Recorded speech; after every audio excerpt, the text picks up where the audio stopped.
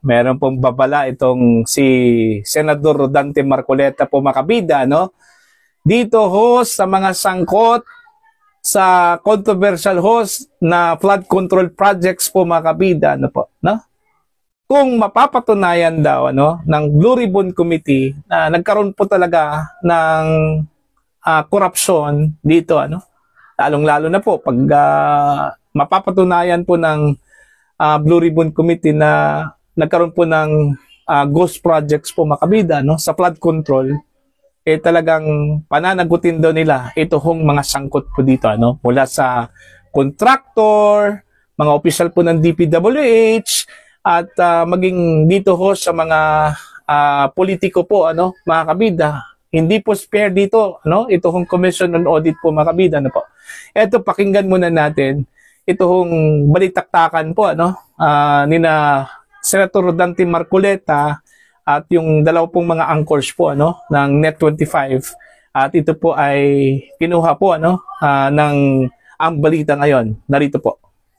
Kaya kinakailangan maipakita natin, lalong-lalo na kung talagang mailalabas nila na talagang meron na tayong listahan ng mga ghost projects, may admission na sila, ay gusto kong makita, para doon pa lang, papanagutin na natin kung sino may kasalanan. Kasi ghost ito eh. Totoo po. Ghost ito, hindi po pwedeng walang managot dito. Yung ghost yan, talagang walang kaano. Yung mabuti-buti pa yung substandard, at least medyo mababawi mo na konti. Well, may nakita ang tao, pero yung talagang totally ghost, yung 55 talagang, yun, grabe sen, walang kapatawaran siguro yun. Kaya nga, yun lang. Kaya yun lang makakita tayo ng mga, palagay mo may 10 ghost projects tayong nakita. Palagay mo lang, Opo. Doon pa lamang, ay meron na tayong may lalatag na mga bagay-bagay para sa ganon, ay yung nasayang na pera, magkaroon naman ng kapupuntahan kung ano man. Unang-una, siyempre susuriin natin, sino-sino ba ang nasa likod ng ghost projects na yan?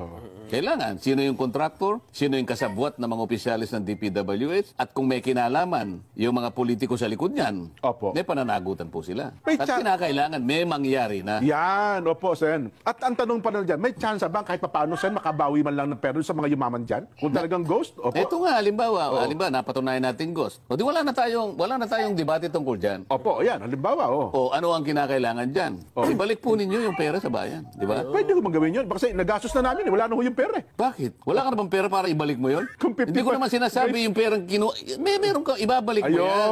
Ayun. Ibabalik mo yan. Merong mga banding companies na nag-post ng performance band yan. Ayun, insurance. Di ba? Kung halimbawa yung COA, paano mo napirmahan niya na completed ang project? Ghost pala. Hindi ba mananagot kung sino man yung, hanggang saan na nga abutan sa mga auditor na yan? Opo. Kasi pumirma kayong lahat Pinatunayan ninyo, sinertify ninyo, unang-una, merong certification of completion. Yan. Sino lahat ang opisyal ng DPWH ang pumirma niyan at pinaglulukon nyo ang taong bayan? Ikaw, may kasangkot ka pa riyan, pumirma ka pa dyan. Di ba? Yan. Sino ang politiko na kasangkot dyan? Kailangan, dito pa lang. Kung halimbawa, yung mga mapatunayan na nandyan at kasama pa sa DPWS, kinakailangan nyo nang tanggalin. Outright, tanggalin nyo na without prejudice to criminal or civil or administrative prosecution. Diba? Kayo naman contractors na napakasangkapan dyan, ibalik po nyo yung pera. Ibalik po ninyo. Ayun. May babalik. Yun, yung ginawa siguro. Hindi mo ibabalik? Kung sabihin wala na ho di kukunin ko lahat yung ano mo. Lahat, yung mga mamahaling sasakyan, gano'n. Kukunin ko lahat yung pag-aari mo para itapat doon sa ginawa ninyong pandilil lang sa tao. Pwede ba i-sheriff yun, Sen? Kunin mo mga gano'n? Para nga madali tayo. Kung gusto mo, ganito na lang, hindi mo na kita ipo-prosecute, ibalik mo. Anong katapat nito? Yung pong 4 na pong sasakyan po na mamahalin, pati po yung bahay ko, inyo na po. Ibenta po ninyo para maibalik po. Okay, pumirma ka rito. Bid ako doon sa isang sasakyan. Paborito ko yun. Ganda nung isa. Ang ganda nung isa. Ibabara natin sa baha. Di ba? Opo. Ay, nako. Merong indemnification. Nawalan tayo Indemnify mo. Yan. So meron ka civil liability. Sige, prosecution wala na. Halimbawa, gamitin natin silang state witness. Sir, pwedeng state witness sila? Sir, pwede po ba? Merong ganong klaseng pamamaraan. Okay. Sir, pwede po ba na wala na po kaming criminal liability? Kasi royalty lang naman po ako dyan Ibalik na lamang po namin. Ibabalik nyo. Sige, balik. Yan. Pero itong mga empleyado na tanggal lahat yan. Ayun. Pero meron kayong pananagutan. panagutan sa batas.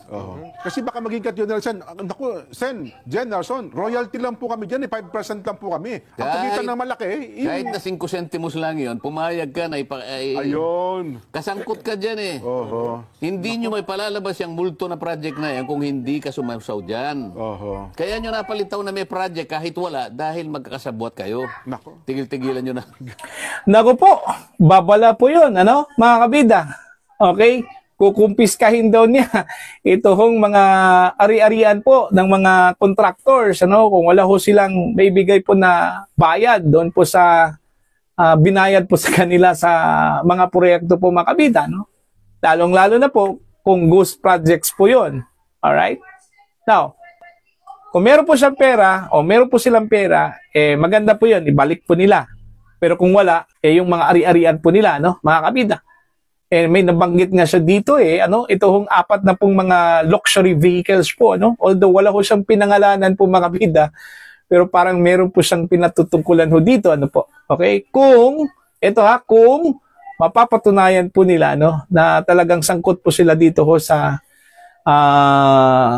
corruption po, sa flood control projects po ng DPWH po mga kabida, Sinabi din ni Marcoleta, na hindi po spare dito ang mga opisyal po ng DP at Commission on Audit, Okay? Lalong-lalo na po dito ho sa mga pumirma po mga kabida sa Certificate of Completion, ganito kasi yon, bago ho, may turnover ito hong mga projects na ito mga kabida, kung meron pong mga projects, pipirmahan po yan ng official po ng DPWH kung sino may yung tatanggap po doon, pati yung mga official po ng Commission on Audit, mga kabida, yung Certificate of Completion.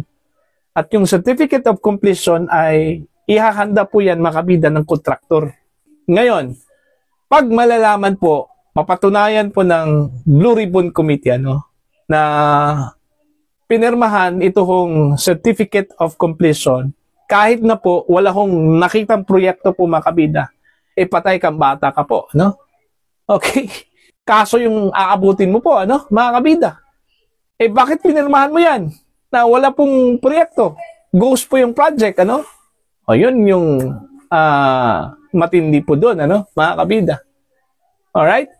Dito naman po sa mga politiko, parang hindi ho magpapatawad ho dito si Senador Marcoleta po dito mga kabida, Kung sakali hong mapapatunayan po sa investigasyon po nila, na sangkot ito hong mga politiko. Okay?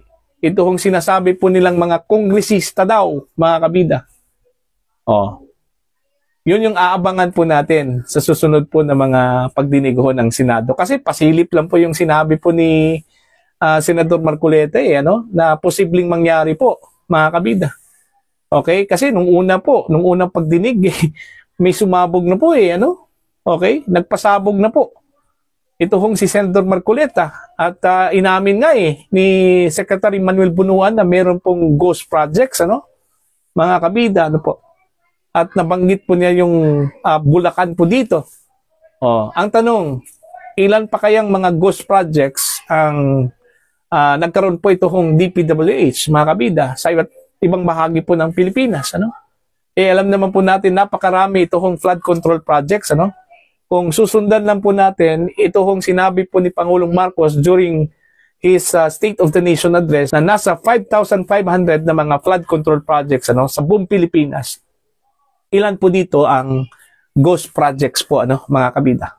Isang lugar pa lang yung nailatag po, mga kabida. Ilan pa yung mga ghost projects po, out of 5,500. Okay? Yun yung dapat abangan at aalamin po mga kabida, ng Blue Ribbon Committee. Ang masakit lang po dito, kasi pera po ng taong bayan ito mga kabida, hindi ho tayo nag-uusap po ng sintimo dito, We are not talking about thousands of pesos. We are not talking of millions of pesos here. We are talking about billions of pesos here, mga kabida. Binilyon yung pinag-usapan po natin dito, At napakalaking pera na yon. Napakalaking bagay na po para sa mga kababayan po natin, na mapunta sa kanila yung mga proyekto at programa po ng gobyerno. Pero doon po na punta sa mga bulsa po ng mga walang kaluluwang mga politiko, walang mga kaluluwang mga individual, mga kabida. Diba? Napakasakit po yun. Oh. Ang mga tao po, o ang taong bayan, umaasa po sa mga leaders po natin na gagampanan po nila ito hong kanila pong trabaho, Okay? Proprotektahan po nila ito hong pera na binayad po nila sa pamamagitan po ng buwis. Pero ano nangyari po mga kabida? Iilan lang po yung nakakabenepisyo dito, Okay? Oh, see? Laganap yung korupsyon sa Pilipinas, mga kabida, At sa palagay ko po, parang hindi na ata ito masusolve. Okay? Hindi na po masasawata ito, mga kabida. Habang umandar yung araw, buwan, taon, mas lalo hong lumala ito hong korupsyon po ngayon, dito sa Pilipinas, mga kabida. Kaya nga, marami hong nagtatanong kung masusolve pa ba ito, masawata pa ba itong korupsyon dito ho sa Pilipinas? Para hong malapit na pong bumitaw itong mga Pilipino, mga kabida, dito ho sa nangyayari po sa Pilipinas. Yun yung masakit, mga kabida, Kasi sa mga nangyayari ngayon, we are not talking here of the current Filipinos, yung mga Pilipino ngayon. Okay? We are talking here of the future of our children. Ano na kayang mangyayari po sa kanila?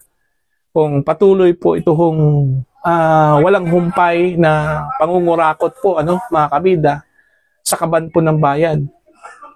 Alright? Yun yung dapat po nating bigyan po ng halaga, lalong-lalo na po sa mga leaders po natin. Kasi during the election period, nangako po kayo, sa mga tao na gagampanan po ninyo ang inyong trabaho. Hindi po niyo bibiguin ang mga tao na pumili po sa inyo, Okay? Paglilingkuran po ninyo ang taong bayan, po. Pero kung ganun lang po yun, mga kabida, binabalahura po ninyo, binabalahura po ninyo, ang tiwala po ng taong bayan po sa inyo, umalis na lang po kayo, mag-resign na lang po kayo. Kaysa mas malaki pa po yung kasalanan po ninyo, mga kabida, sa taong bayan. So, abangan po natin ito hong investigasyon po ng Blue Ribbon Committee, At parang exciting po itong bawat investigation po nila, mga kabida. Bawat session po, sa kanilang investigasyon. Okay? So, yun yung abangan po natin. Okay?